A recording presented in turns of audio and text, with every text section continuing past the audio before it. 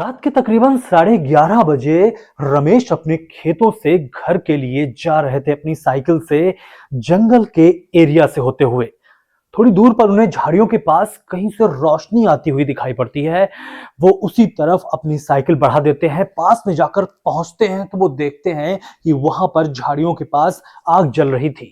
और वहां पर रमेश ने पहुंचकर जो खौफनाक मंजर देखा, उसे देखकर उनकी धड़कनें थमने सी लगी।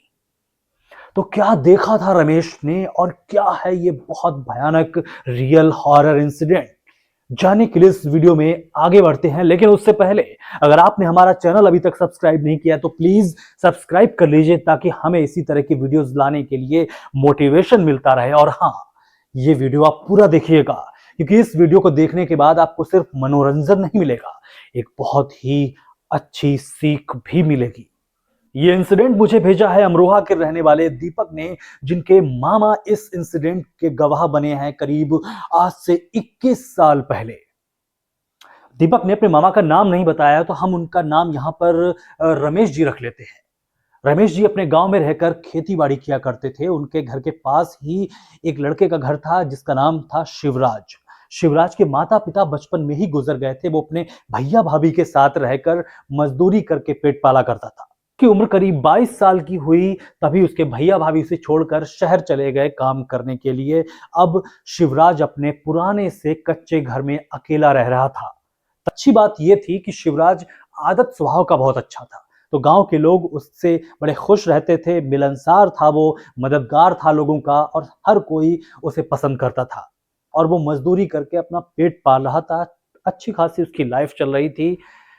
एक दिन की बात है, शिवराज अपने दोस्तों से बोलता है, गांव में ही दोस्त जो थे उनसे बोलता है कि उसे शहर में कुछ काम मिला है मजदूरी का, वो शहर चला जाएगा। क्योंकि आपको भी पता है कि गांव में मजदूरी के काम बहुत कम मिलते हैं, मतलब हफ्ते में 1 दिन 2 दिन 4 दिन मिल गया, कम रहते हैं। शहर में उसको पैसा भी अच्छा मिल रहा था, कोई कंस्ट्रक्शन का काम था, और वो शहर चला जाता है। करीब 1 महीने बाद, 1 से 1.5 महीने बाद शिवराज अपने गांव लौटता है, तो उसके साथ एक औरत भी थी।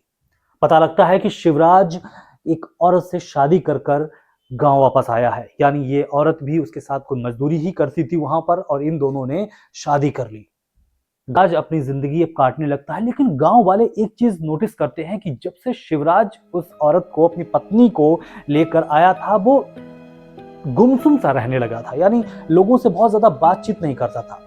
मजदूरी भी करता था तो हफ्ते में 1 या 2 दिन कहीं बाहर जाता था काम के लिए। ज्यादातर वो घर में ही रहता था, और उसकी जो घरवाली थी वो भी किसी से मिलनसार नहीं थी।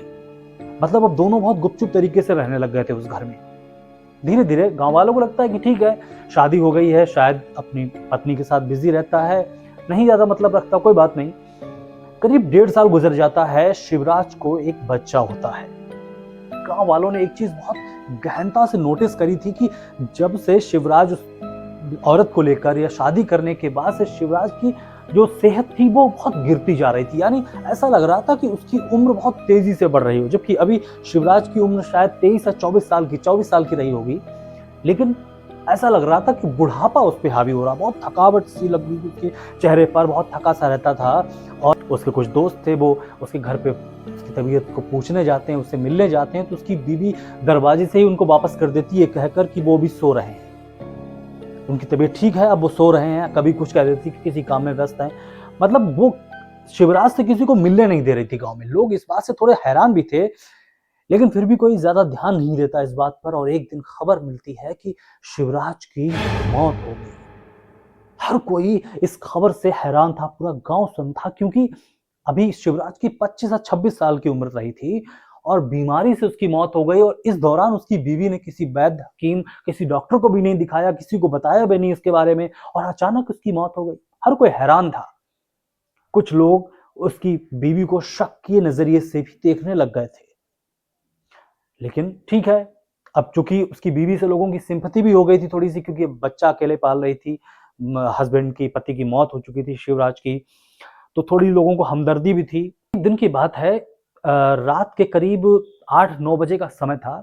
शिवराज के 2 दोस्त जो दारू पीकर घर आए थे, तो इनके दिमाग में कई दिनों से ही चल रहा था कि इसकी पत्नी कुछ ठीक नहीं लग रही, जो चाल चलन सही नहीं लग रहा है, या कुछ भी, मतलब ऐसा कुछ चल रहा था संदेहास्पद इनके दिमाग में। ये क्या करते हैं दोनों, उसके घर शिवराज का घर था, वो कच्चा घर था, फूस छप्पर, आपको पता होगा छप्पर पड़ा हुआ था, कच्चा घर था। ये दोनों जाते हैं और पीछे से घर में अंदर की तरफ झांकते हैं। एक छोटा सा छेद था उसमें छप्पर में, उससे अंदर की तरफ झांकना शुरू करते हैं तो देखते हैं कि शिवराज की पत्नी जो है वो जमीन पर बैठी हुई है। उसने कुछ आगे कुछ ऐसे आकृति बनाई हुई है, साफ साफ नहीं दिख रहा था इन लोगों को। और जो उसका बच्चा था, करीब 1.5 साल का बच्चा हो चुका था शिवराज का, वो बच्चा जमीन पर लेटा हुआ है। लेकिन सबसे हैरानी वाली बात यह थी कि इन दोनों दोस्तों ने शिवराज के उस बच्चे के पास शिवराज को भी लेटे हुए देखा। और ये देखकर दोनों बहुत बुरी तरह से घबरा गए। वहां से भागते हुए गांव में, मतलब और घरों में जाते हैं, कुछ लोगों को बताते हैं तो हर कोई इनको ये बात कहकर टाल देता है कि तुम दोनों पी के आए हो। ऐसा कैसे हो सकता है, शिवराज की मौत हो गई है, हम लोग उसका अंतिम संस्कार करके आए हैं, ऐसे कैसे मतलब तुम्हें ऐसे कैसे दिखाई पड़ सकता है, तुम लोग बकवास कर रहे हो क्योंकि दारू पी के आए हो। और दोनों पिए हुए थे तो कुछ सफाई भी नहीं दे सकते थे। आई गई बात हो गई, ये भी 3-4 दिन गुजर गए इस बात को भी। लेकिन ये दोनों कहीं ना कहीं अभी भी डाउटफुल थे कि कुछ तो इन्होंने ऐसा देखा था जो वास्तविक नहीं था, जो पॉसिबल ही नहीं था। धीरे धीरे वक्त गुजरता जाता है। एक दिन की बात है, करीब 8-9 बजे का वक्त रहा होगा। कुछ लोगों ने शिवराज के घर से बहुत तेजी से आग की लपटें उठती हुई देखी।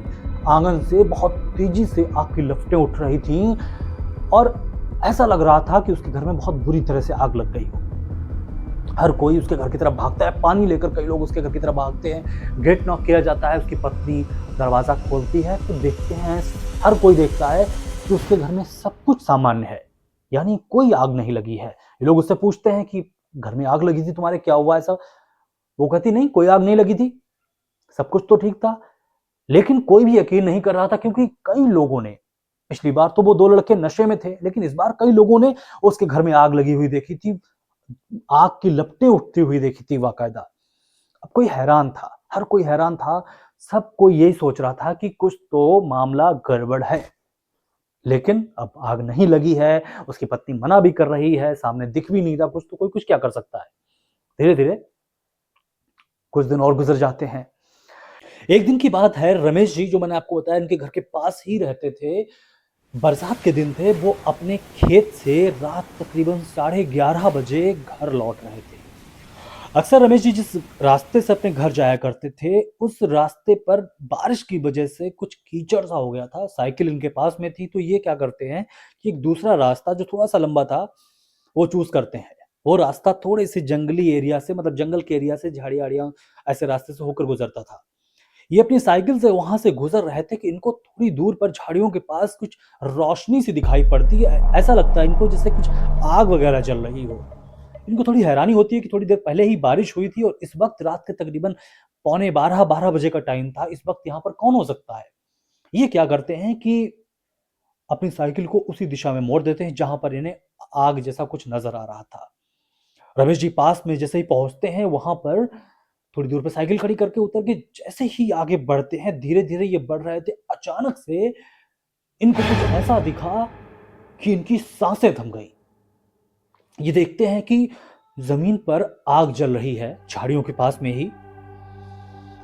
आग के पास एक महिला बैठी हुई है। और वो महिला कौन? वो महिला शिवराज की पत्नी। जी हाँ, शिवराज की पत्नी आग के पास बैठी हुई थी और आग के पास ही कोई आकृति बनी हुई थी, एक इंसानी खोपड़ी रखी हुई थी और पास में ही एक मुर्गा कटा पड़ा था, जिसकी गर्दन, मुर्गे की गर्दन कटी हुई पड़ी थी पास में ही आग के। और सबसे बड़ी, सबसे हैरानी वाली जो चीज उन्होंने देखी वो ये कि आग में शिवराज के बच्चे का सिर होना जा रहा था। जी हाँ, सिंदूर वगैरह बिखरा पड़ा है और एक इंसानी खोपड़ी रखी हुई है। और ये इतना खौफनाक मंजर था, इसको देखते ही रमेश की सिट्टी पिट्टी गुम हो गई। वो उल्टे कदम तुरंत भाग खड़े हुए, साइकिल उठाई, गांव में गए। करीबन 12:30 बज चुके थे। पड़ोसियों को ये उठाते हैं, पूरी घटना बताते हैं कि ऐसा ऐसा देखा इन्होंने। हर कोई, करीब 10-12 लोग इकट्ठे होते हैं लाठी डंडे लेकर और टॉर्च वगैरह लेकर वहीं पर पहुंचते हैं जहां पर अभी उन्होंने वो भयानक मंजर देखा था। वहां पहुंचकर देखते क्या है कि शिवराज की पत्नी वहां पर नहीं है, लेकिन आग भी बुझ चुकी है, लेकिन वो बच्चा, उस बच्चे की जली हुई खोपड़ी, वो बच्चा वहां पर पड़ा हुआ है, वो मुर्गा भी वहां पर कटा पड़ा, यानी कि सारे सबूत वहां पर सबके सामने, पूरे गांव के सामने मौजूद थे। हर कोई गुस्से में भर जाता है और वो सीन देखकर, वो दृश्य देखकर, खौफनाक मंजर देखकर हर कोई दहल जाता है। और अब हर कोई शिवराज के घर की तरफ चल देता है। सबके अंदर उस महिला के लिए बहुत ज्यादा गुस्सा था। सब लोग शिवराज के घर पहुंचते हैं, उसके गेट का जो कुंडी होती है गेट की वो खटखटाते हैं। पता लगता है कि वो गेट खुला हुआ है। हर कोई अंदर घुस जाता है, पूरे आधे से ज्यादा गांव इकट्ठा हो गया था वहां पर, हर कोई अंदर घुसता है, पूरा घर छान मारा जाता है, लेकिन वो महिला कहीं नहीं थी। और अंदर जाकर ऐसा लगता है कि 3-4 दिन से वो महिला नहीं थी। मतलब ऐसा नहीं लग रहा था कि अभी वो महिला वहां से गई है, ऐसा लग रहा था कि कई दिन से वो महिला है ही नहीं वहां पर। मतलब कई दिन से वो घर सूना पड़ा हुआ था, वीरान पड़ा हुआ था, उस घर में कई दिन से कोई रह ही नहीं रहा था। गाँव में तलाशी करी जाती है, पूरी रात ढूंढा जाता है, वो महिला कहीं नहीं मिली। खेतों में ढूंढा जाता है, वो महिला कहीं नहीं मिली। और उसके बाद अगले दिन आसपास के गांव में मुनादी भी करवाई जाती है, लेकिन वो महिला कहाँ चली गई किसी को भी पता नहीं चला। लेकिन उसके बाद से लोगों ने अपनी जो थ्योरी बनाई, गांव वालों ने, वो ये थी कि कहीं ना कहीं वो महिला या तो डायन थी, या कोई तांत्रिक क्रिया करने वाली बहुत ही खतरनाक औरत थी वो। अब तो सबको कन्फर्म था कि शिवराज को भी उसी ने मारा, अपने बच्चे को भी उसी ने मारा। उसके बाद वो कहाँ गायब हो गई किसी को नहीं पता। आज की तारीख में घर, शिवराज का जो घर है वो पूरी तरह से ढह चुका है, क्योंकि मैंने बताया कि मिट्टी का घर था, वो बारिश वारिश की वजह से सब गिर गया। गांव में कई दिन तक दहशत का माहौल रहा, सिर्फ इसी वजह से, उस महिला की वजह से। और इस तरह एक बहुत ही खतरनाक, बहुत ही डराने वाली घटना उस गांव के लोगों के सामने आई। दीपक के मामा जी ने ये कहानी दीपक को बताई, ये घटना दीपक को बताई, और उन्होंने ये घटना मुझसे शेयर की। मुझे लगा इस घटना से कहीं ना कहीं आप लोगों को भी सीख लेनी चाहिए, इसलिए आपके साथ ही घटना मैंने शेयर की।